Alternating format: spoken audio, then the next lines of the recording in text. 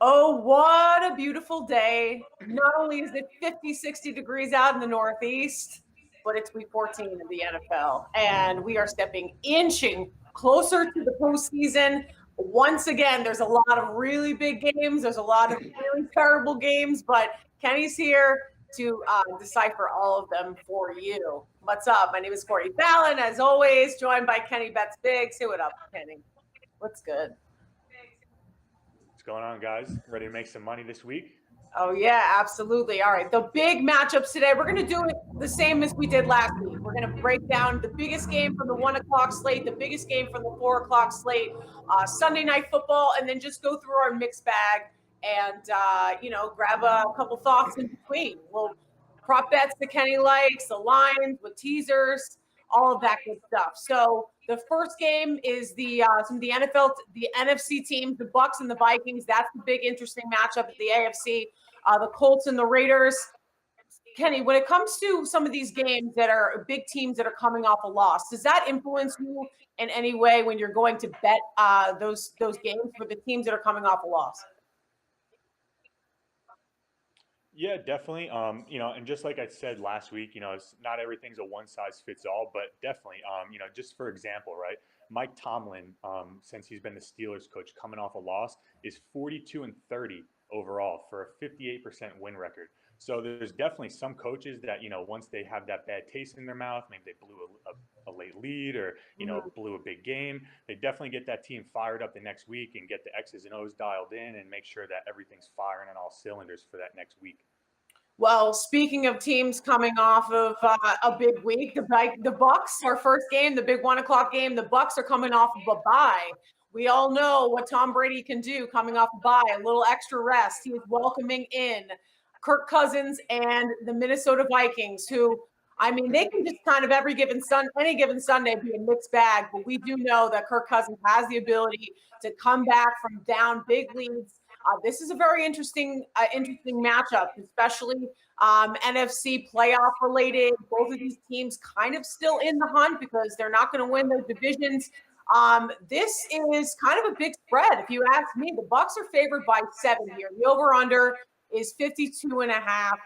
What are the risks of betting on Kirk Cousins and or betting on Tom Brady? I mean, I know that there's a lot of turmoil apparently between him and Bruce Arians. They were supposed to meet up for golf in the on their break. They didn't get to do that. Leading to further speculations that there's some trouble in the waters with that marriage. What are your thoughts on our first big game at 1 o'clock?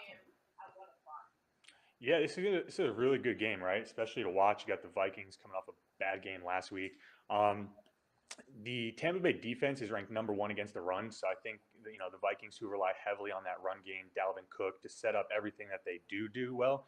I think Tampa Bay is going to shut that down very easily today, especially with Tom Brady. Give him that extra week to prepare. They, going into the bye week, they looked absolutely terrible, right? So for this line to open up at 7 here, there is a lot of about 46% of the bets right now on the Vikings, right? So there are a lot of people that coming off that bad week last week, they are thinking the Vikings are going to bounce back here. I think that this is a great spot for Tom Brady and the Bucs to get things going again. If you look at some of the advanced metrics, the Bucs lead the league in some of the big plays downfield. They haven't been clicking on them yet. And then on the other side of the ball, the Vikings they're one of the worst in the leagues at giving up those big, huge pass plays. So I think this is going to be a game where I think maybe we finally see, Brady connect with Mike Evans, Antonio Brown on some big deep balls.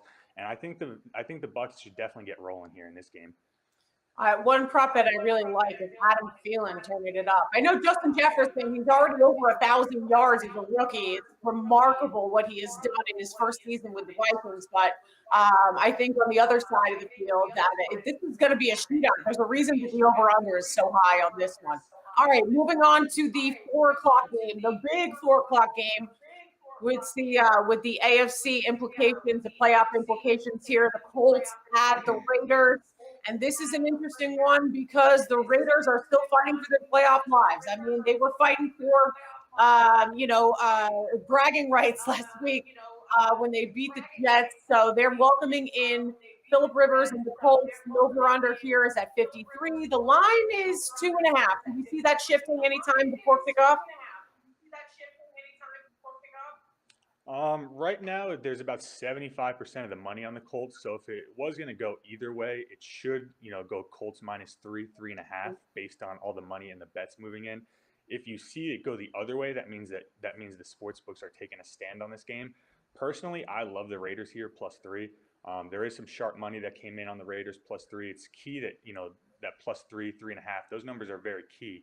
So if some books, depending where you guys bet, still have that 3 line. If it's at 2.5, I would definitely buy it up to 3 to save you guys in case we do lose by a field goal here. But like I said, 54% of the bets right now are on the Colts, 75% of the money. So big liability for the sports books. Like I tell you guys every week, those are usually games you want to stay very far away from. Especially the perception on the Raiders this week is, like I told you, they had 2 1 p.m. slots the last 2 weeks versus the Cardinals and the Jets. Usually West Coast teams struggle in those spots. So I think this is going to be a big bounce back game for the Raiders. I think you're going to see them, come out, be a little bit tighter. I think they're definitely going to, things are going to start clicking. They had a huge win last week. So, no one thought they were going to win that game versus the Jets. The Jets absolutely sold out. Whether they threw the game or not, that's not my call to make. But I think, they hop on a team, they fly back home. Morale's probably high after that win. I think this is a great spot to ride a Raiders team and get value on them at plus points and plus money on the money line. I think that this is one of those games too that there's huge plus value on, some of these lines, including the next game that we're going to talk about before we jump in. But the Raiders +3, also Washington football team +3. Of course, I like to ride high on that team, but the Steelers are underdogs, surprisingly, after losing their first game last week. Before we jump into this huge Sunday Night Football game, Steelers and Bills, we got to hear from our guys, Adam Kramer and Marcus Mosher, on our Game Day podcast and see what they had to say about the game. I think that you can get after that Buffalo defense. I think San Francisco had some moments in that game. Absolutely love this game. Steelers at Bills. Bills -2.5, over under 46.5. So again, another low total. Pittsburgh 11-1. First loss this week, 8-4 against the spread. Buffalo 9-3, 7-5 against the spread. I've been back and forth on this one. Does this game favor the Steelers? Obviously better, even coming off the loss. I think Pittsburgh is going to win this one for a couple different reasons. Their offense has really struggled over the last couple of weeks. They've got 14 drops in their last 2 games. I don't think that's something that's going to keep up. I think that's going to regress to the mean a little bit.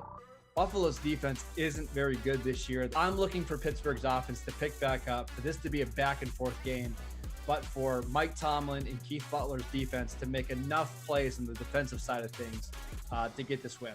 So I'm taking the Steelers to cover. I like them too. I think Connor being back's a big deal. Pittsburgh ran the ball 14 times. Yikes. It's like Mike Leach. Like, what are you doing? Like, I get it. You're down there. You've got to change that. I like Pittsburgh, and I like the over. I think one of my takeaways, kind of in a not all that competitive game and watching Josh Allen, I think that you can get after that Buffalo defense. I think San Francisco had some moments in that game, and then they had some terrible moments, like the goal line. It was bad, right? So I think there's going to be points. So I like both. I like the total. I like the side. All right, and we're back. And I think we fixed that horrendous echo issue that we had before. It was Kenny's fault. I'm just going to blame everything on Kenny. It's always Kenny's fault, All right, Steelers and Bills. This line has moved to 2.5 now. So the over-under in this one, 48.5. This Bills defense is pretty bad. And I got to agree with what our guys were saying. Continuously, of course, Josh Allen is a man amongst little boys at times. He's really taken that next level leap as an elite quarterback in this league, and they're running away with the AFC East title, rightly so. But to me, the Steelers coming off of their first loss, I know that there was a lot of sharp money on the Bills earlier this week. Can you kind of go through what you were explaining earlier to me before we jumped on air? Yeah, absolutely. So I did the early lines video earlier this week. I gave the Bills out. By the time the video came out, they were like +1. So at that point in time, there's great value on the Bills, right? At that plus money, +1.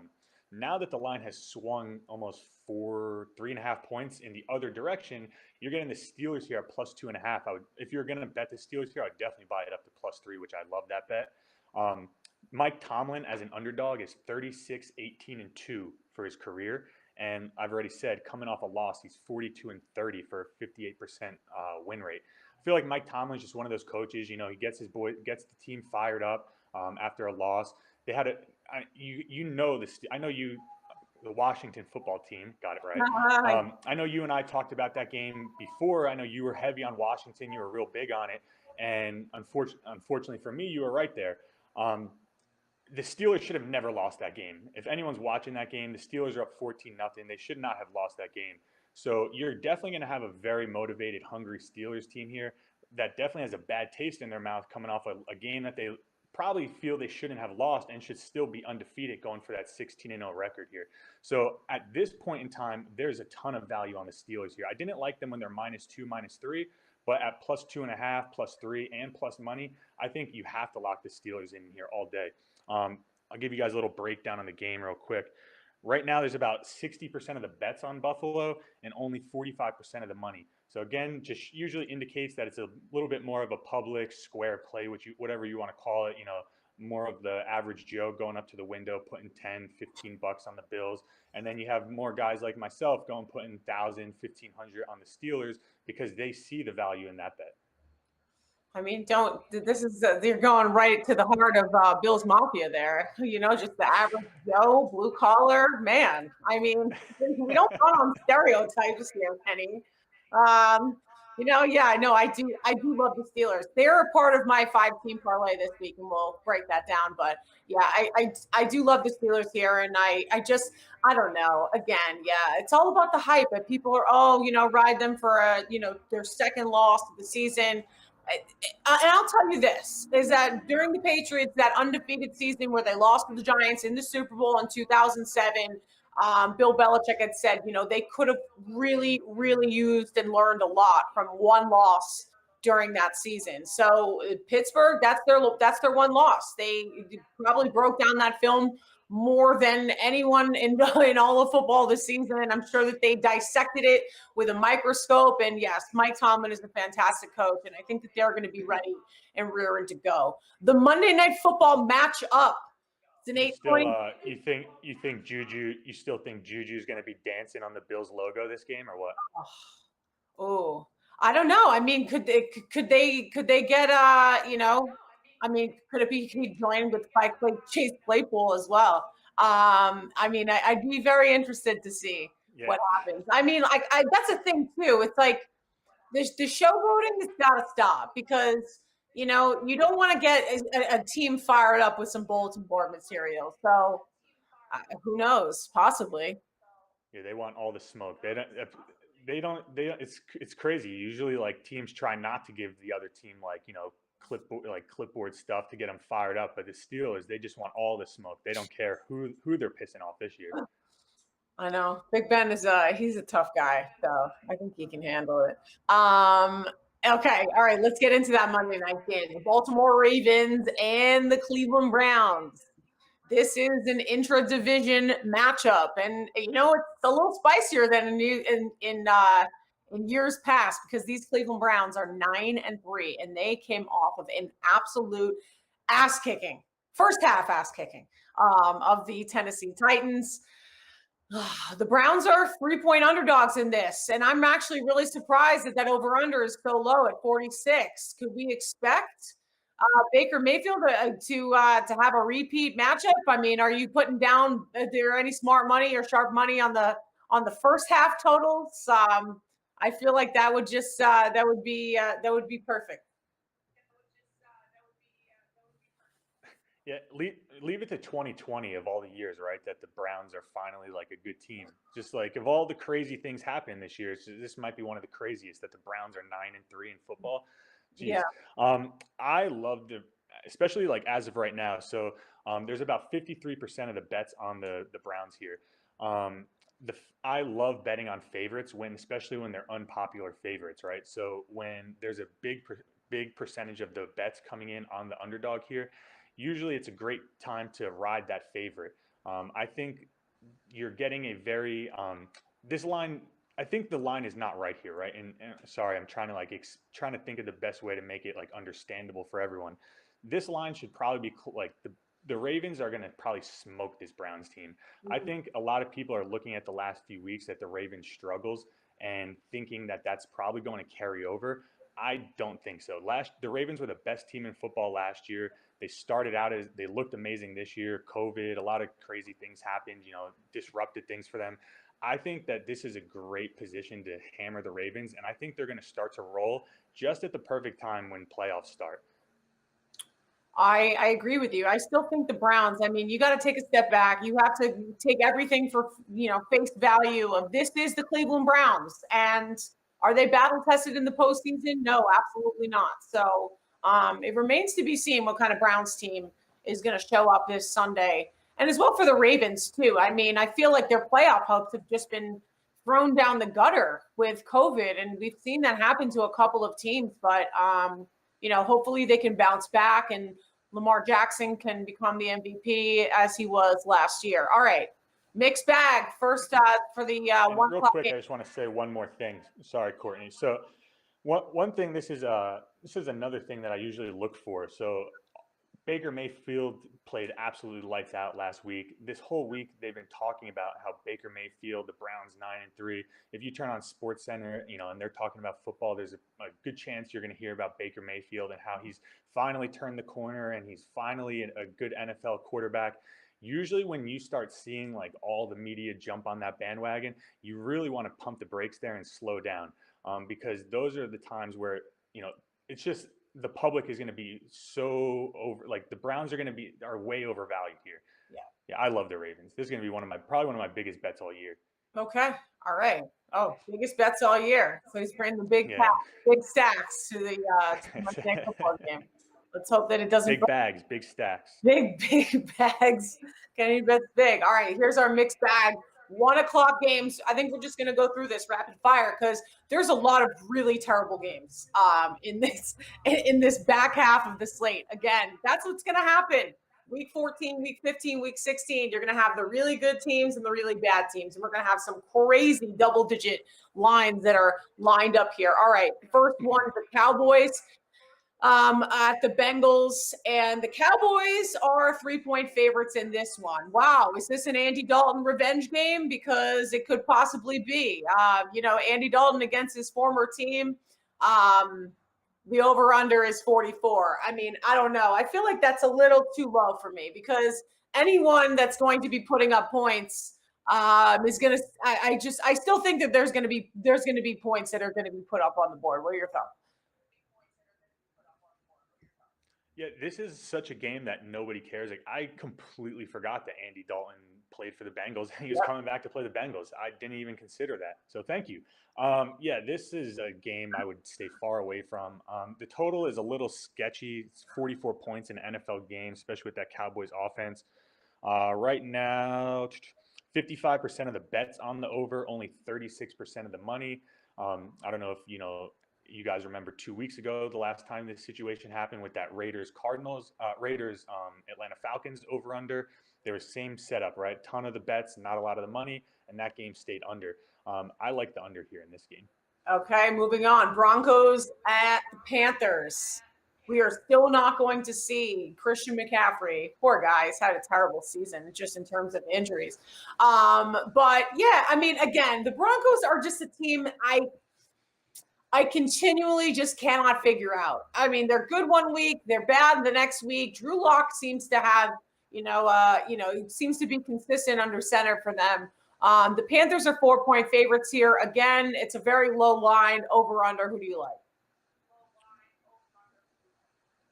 So I make a lot of money betting this angle. Road underdogs coming off of a loss, which the Broncos are right here.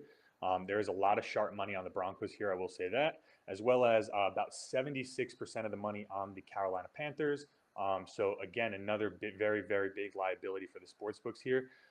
You do have Carolina, not that it really matters because they're pretty much out of the playoffs at this point, but they do play Green Bay, so somewhat of a look-ahead spot next week. I love the Broncos here with the points. All right, moving on. This is the big game that it's once again, it's one of those hype games that's hyped up by the media. It's the Chiefs at the Dolphins. And a lot of people are saying that the Dolphins are going to win against the Super Bowl champions. I don't believe it. I don't buy it. The Chiefs are 7-point favorites. And the Dolphins are missing a couple guys because of COVID, but they have Tua and they have Ryan Fitzpatrick. What are your thoughts on this game? I still am not buying. I'm not buying that the Dolphins are going to pull this one out.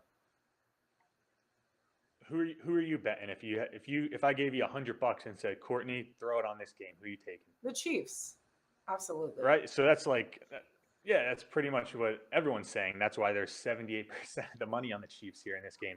This is a great spot to take the Dolphins, in my opinion. They have an amazing defense. So I think there's going to be a little bit more of a I think it's going to be a lower scoring game than most people anticipate. I think the Dolphins are going to rely heavily on that run game. Chiefs have the 30th worst defense in the NFL stopping the run. So I think you're going to see a lot of Tua running the ball, a lot of, the Dolphins backfield, really just trying to control the clock, try and keep Patrick Mahomes on the sideline, because that's really the only way you could beat this team, right? Is just try and get more opportunities than Patrick Mahomes, because, like we saw against the Raiders, you give him a minute, he's going to come down and score the ball. I think 7.5 is a very, very generous line here for the Dolphins. I would definitely jump on that. I wouldn't touch this under 7.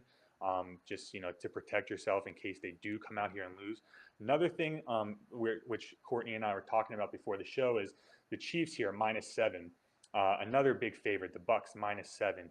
Those are two of the biggest bet games this week, and you can guarantee that each of those teams are going to be featured in probably about 85% of the teaser bets that people throw in, because you can tease the Chiefs down to a pick'em. You can keep messing that up. You can tease the Bucks down to a pick'em as well. So usually when you see that can is an option, I really think the Bucks or the Chiefs are going to lose. One of these teams is going to lose. And I already told you guys, I think Tom's going to right that ship. I think coming off the bye, I think he's going to be sharp. I really wouldn't be shocked to see the Dolphins come out and steal this game, especially with the Chiefs playing the Saints next week, and the Saints are on a 10-game win streak. So Chiefs-Saints could be a potential Super Bowl matchup, right?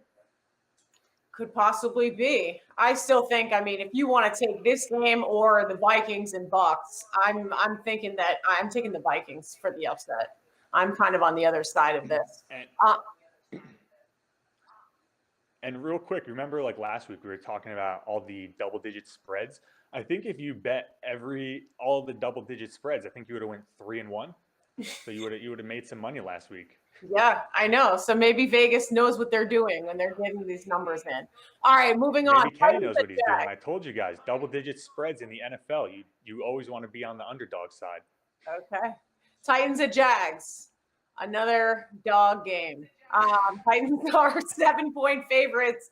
The over-under here is pretty high because Mike Glennon is not really that bad of a quarterback, and he's always going to be putting up points. Of course, the Titans got spanked in the first half of that game against the Browns, but the Jags' run defense is pretty terrible in this one, and Tennessee was only able to put up 62 yards on the ground. Of course, they had a bunch of turnovers. Derrick Henry turned the ball over for the first time in forever, ever. Are you going to expect to see a lot of points in this one from the Titans? Yeah, I would lean Jags here plus 7.5.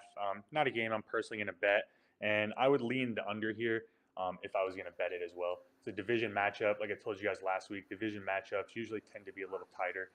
I would lean under in the Jags. Okay, moving on. Texans and the Bears. This is kind of an interesting matchup. It's sort of a pick'em game. I think the line was at 1. Now it's 1.5. Texans are favored. The over-under is 46. They're playing in cold, windy Chicago. You know what you're going to get from Deshaun Watson. And it's funny because I was kind of reading up on this game at the previews, and it's when the Texans have a big lead, it's you would expect them to kind of sit on their laurels and maybe run the ball a lot. But the Texans, when they have a lead, they start hammering the ball down the field. So, they continue to put up points. And, there's no mercy rule when it comes to a Romeo Cornell run. Texans offense. So I'm thinking that over under is pretty juicy to hit the over. What do you think?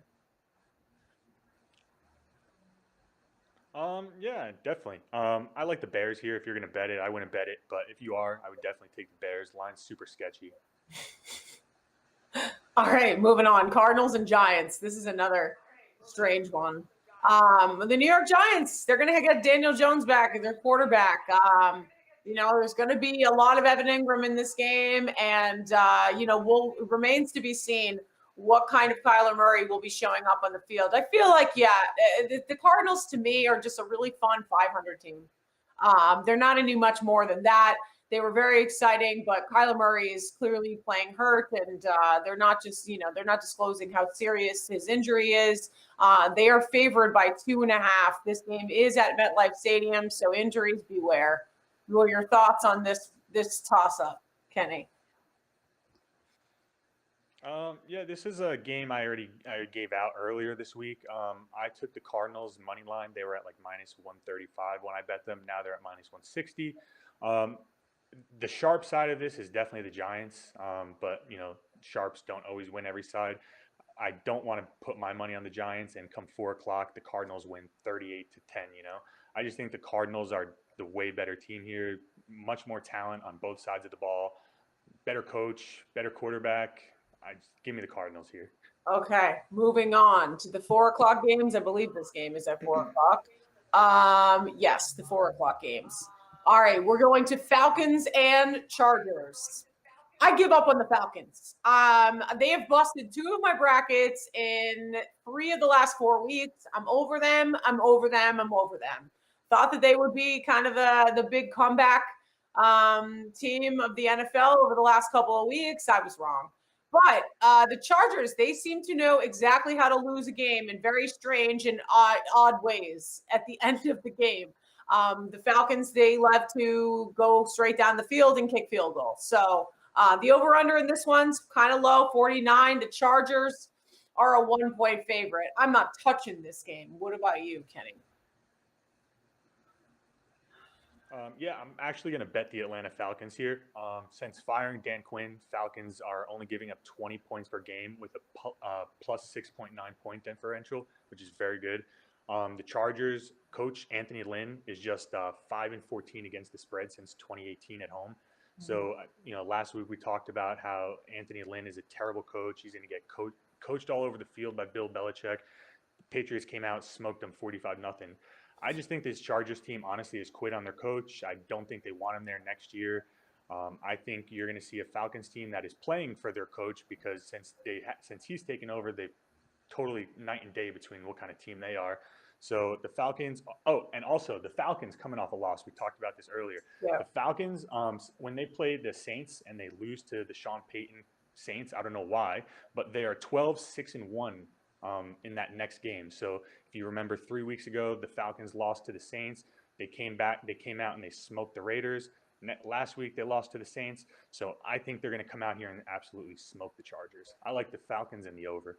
Okay, Falcons in the over. You heard it here first. Moving on to the Washington football team and the 49ers.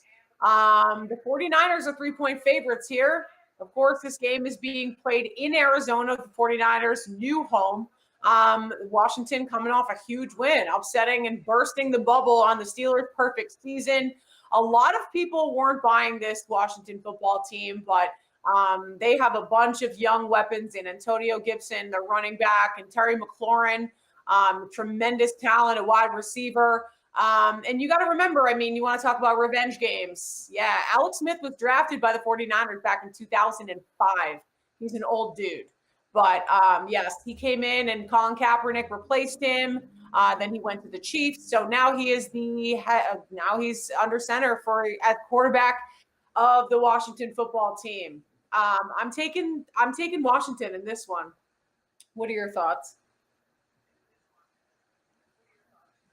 Yeah, I'm not going to bet it, but if I was, I would definitely lean Washington as well.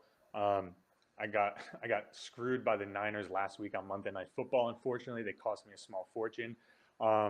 And Kyle Shanahan, unfortunately, when he's a home favorite, he just cannot seem to get the job done. He just constantly has let down games. So I think you're going to have a hungry Washington football team still in the playoff hunt. Their defense is playing amazing. Chase Young looks incredible out there. So yeah, I think you're going to get Washington. I think, and like you said, Alex Smith coming back to one of his old teams, the 49ers. I think he'll be highly motivated, and I think they'll come out and get the win. Okay, Packers at the Lions. What can you say about this game that hasn't already been said about a burning pile of trash? The Lions defense is, this line moved to 9.5 now. So it was at 7 before. I think I grabbed him at 8.5 in my parlay. That line has now moved to 9.5. The Lions defense is awful. And although that they did get a huge bounce back win over the Chicago Bears last week, with Darrell Bevell as their new head coach, interim head coach, the Packers, what can you say about Aaron Rodgers? I mean, he's a potential, obviously he's not going to get it, but potential MVP candidate. He is flying off. I think the prop bets on him are, 2.5 touchdowns. I would take the over on that prop bet. I think this is going to be an absolute slaughter. Yeah, I agree with you. Detroit historically, since post Jim Caldwell, they do not play well against other NFC North competition, as well as Aaron Rodgers and the Packers. They just seem to just beat up on bad teams, right? Like anytime they play like a formidable team, they just don't seem to get the job done. But they played the Eagles, the Bears, the Lions. Aaron Rodgers is probably going to throw 3 touchdowns in the first quarter, and this game's going to be over after the first 15 minutes. Well, sharp play is definitely the Lions, but I want no part of that. So this is an interesting game. So like, would this be one of those games that's going to be, that it's going to be such a blowout? And by the way, the line moved from 9.5 down to 7.5. I believe so. So it's bouncing up and down. Why would that be? Why would that line be bouncing like that? Well, up and down? Yes. Well, so right now there's about 70% of the money on the Packers. So the line opened up at 7.5, went up because of all the money, but then probably a lot of sharp money poured in because it got up to 9.5. So I would imagine they probably got it at 10 at some spots. Even though there's a lot of money, sometimes these sports books see certain people coming in to put bets on these games, and they adjust the lines accordingly. So let's say there's a guy that comes in and they know he's been hammering the NFL this week. If they see him come in and he puts a $50,000 wager on the Lions here plus 10, they may take that bet and hold it with a little more, I guess, respect or, and adjust the lines accordingly based on that guy's action. Okay. And then the second part of my question, which I just kind of got off track when I got the text that that line had moved. Would this be a game that you would bet the first half, like the first half overs, the first half unders? Like, would you kind of take a look at those first half totals? Yeah, I think if you did want to bet this game and you did want to put money on the Packers, sometimes the first half bet could be a little bit safer here with it being so many points. In a division game, Matt Stafford is still a respectable quarterback, so it's not like he's not a slouch. He's not going to come out there and not be able to move the ball and stuff. So you never want to have the game where Packers are up 17-7 and you're covering the spread, and next thing you know, Matt Stafford drives down the field with 30 seconds left and scores a touchdown, and now you lost your bet.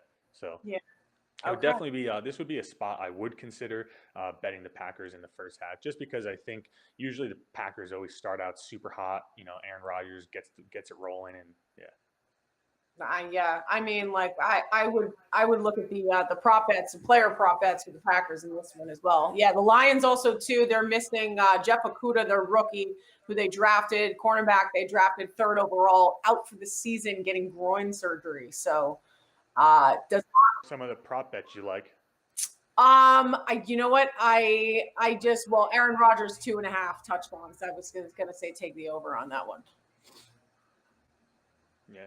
Makes sense. Could definitely see that. Okay. A-Rod coming out slinging a few touchdowns, a couple tutties.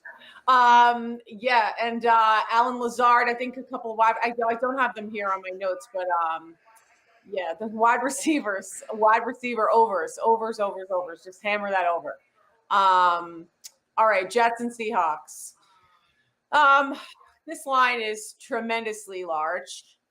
Whether or not the Jets, and by the way, I don't think the Jets purposely tanked. I just think that Doug Williams is a terrible defensive coach, and that's why he was fired. Blitz cover zero. I think every 6-year-old across the United States knows what blitz cover zero is now.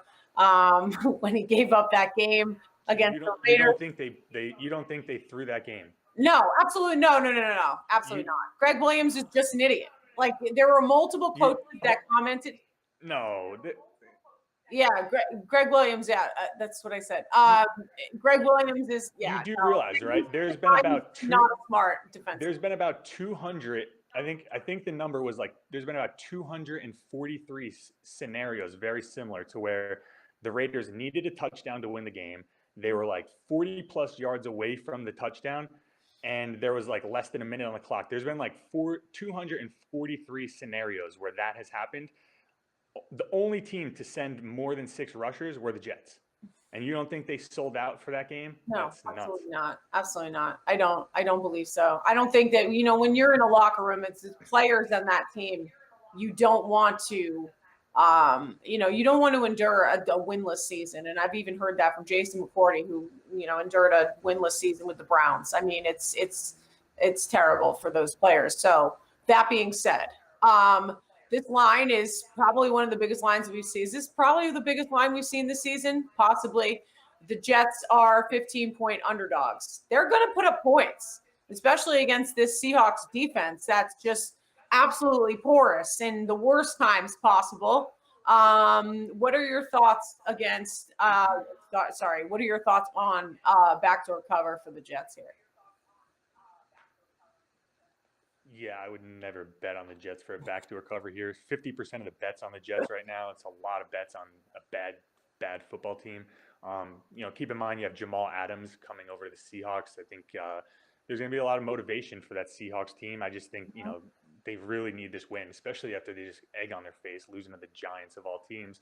I just think you're going to have a focused Russell Wilson. The Seahawks are, the Jets are 0-12 for a reason. So, yeah, no, I would definitely, like I told you guys last week, could they cover? Of course, but I'm not going to take my money and put on the Jets. I had to ask the question. Listen, this is a betting show. We have to ask all the questions. Of course. All right, our last game. This is quite the matchup for a young Jalen Hurts, starting under center with the Eagles. And by the way, I think there was a report this morning from Adam Schefter. The Eagles are not getting rid of Carson Wentz. That's a pretty expensive $40 million backup that's going to be sitting on the bench. That being said, I mean, if this young kid, they're going up against the best number 1 defense in the NFL with the Saints. This line is a little shorter than I thought it would be. I mean, are the Saints going to steamroll? Should we tease this up to double digits? What are your thoughts, Kenny? Yeah, I like the Eagles a lot here. Right now, there's about 67% of the bets and 87% of the money on the Saints spread. So Eagles in a 7-point teaser, with the Falcons or some of the other underdogs that I mentioned earlier. I love that bet. I also, it's one of the angles that I like to bet on. I like when teams make that switch from, maybe a struggling quarterback to someone. It's just new energy, right? New life. Mm-hmm. The Saints are going to have no film on Jalen Hurts with the Eagles offense. The Eagles still have they still have a good defense. They just haven't played well this year, mainly because of Carson Wentz. So if you remove Carson Wentz, it's going to be interesting to see how this Eagles team comes out and performs. And then, like I mentioned earlier, the Saints do play the Chiefs that following week. Anytime a team has, this defending Super Bowl champs up on the schedule that next week, it's usually a big spot for a letdown game. Do you think big totals for Travis Fulgham and Jalen Reagor today? Do you think that their Eagles wide receivers is kind of on the up and up? Yeah, those are not things that I really focus on, to be honest. I don't really bet player props. Those are just way too much to consider when, there's enough on my end to consider, right? So when you start doing fantasy and incorporating all those things in, it definitely becomes a lot. So I personally don't ever bet player props. But yeah, sure, why not? I think Jalen Hurts is going to play well. So I think, the Eagles receivers should definitely see an uptick in value because it can't get much worse than Carson Wentz, like you've been saying for weeks, right? So. Yeah, no, certainly not. And it's not going to get much better with him on the bench. All right, yeah. So my 5-team parlay, well, really 4 teams and then 1 prop bet that I do for the game day every day, every week. Sorry. So Green Bay minus 7.5. I got the Steelers +2. I got Washington +3, and the Saints minus 7.5. So you're saying that my parlay is in danger. Oh, and then Adam Thielen over 5.5 receptions. You saying that my parlay is in danger? I asked you a question, Courtney, and so every week do you do a 5-team parlay? I do 4 teams in a prop bet. Huh?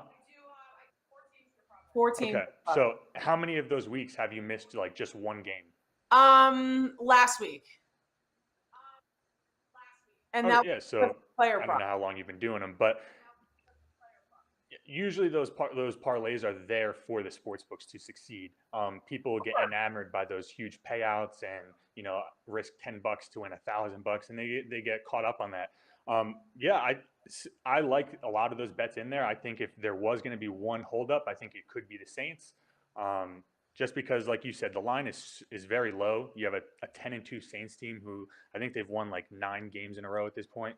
Only getting a touchdown versus an Eagles team with a rookie quarterback that's never played a game just seems very fishy to me here. So I like the Eagles a lot. Okay. All right. Well, that's our show. This is our preview for week 14. Kenny, do you have any final thoughts? No, just like I told you guys last week, make sure when you are betting, stay consistent with it. Don't, hit a bet or lose a bet and start chasing. That's like the number one pitfall for everyone is when you guys start chasing bets out there. I've got a lot of DMs asking me about this Cardinals game already, saying, oh, the line has moved. I'm going to hammer more on it. That's actually the last thing you want to do because the value is, in theory, gone on that Cardinals game. So they were minus 130, now they're minus 160. You don't want to go bet more on that game now and get eaten alive by that juice. Okay. Yeah, and by the way, I mean, like doing the fun bets and stuff, that's just like a fun fan parlay. I'm not actually betting. I don't actually, it's illegal in Massachusetts. No, I was just, but there are a lot of people out there that do 5-team parlays that, I have a couple friends they in miss LA one game constantly. Yeah, yep. I have a couple friends in LA that love to hammer. They put big money too on those parlays, and I think they're stupid. Yeah, ask them how many they hit. What? I said, next time you talk to them, ask them how many they win. Ask them their percentages, because like I said, this is all about just trying to find the edge, put the math in your favor. The odds are never in our favor when it comes to gambling, right? So the idea is to use the statistics, the analytics, all the data algorithms that are out there, and try and put the edge in your favor. So like I've said it on the weeks before, when you're betting too many games, you're essentially stacking the odds not in your favor. So the idea is to find, 3-4 games with the biggest edge on them and fire on those games and consistently. Yep. All right. Well, that's our week 14 preview. I'm Courtney Fallon. That's Kenny. Kenny Bets Big. Go check out our website, gameday.com, for more information and some of our affiliates and what they can offer you for this Sunday. And we will see you right back here next week for week 15. See you.